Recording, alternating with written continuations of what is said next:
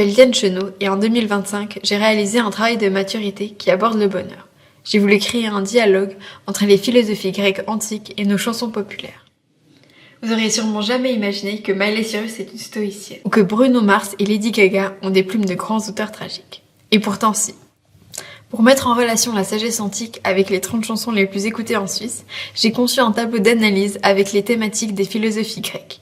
Ces marqueurs m'ont aidé à découvrir des résultats intrigants sur notre manière de percevoir et d'aborder le bonheur. En voici quelques-uns.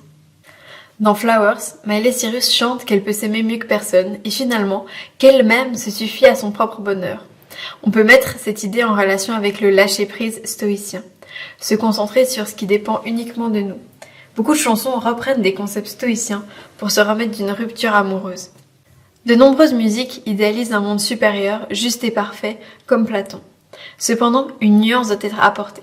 Dans ces chansons, c'est par l'amour, et non pas par la sagesse, qu'on entreprend l'ascension de la caverne pour atteindre le monde des idées. Parmi ces tubes, il y a par exemple Ordinary de Alex Warren ou Ellenbach de Baccar.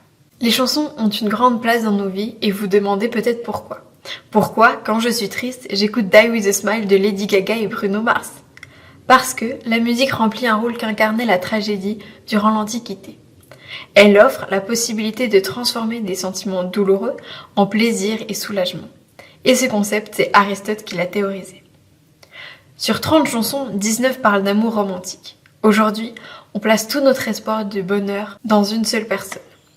Les Grecs, comme Épicure, nous rappelleraient que l'équilibre est fragile si on oublie la vertu et l'amitié, qui sont des piliers bien plus stables pour le bonheur.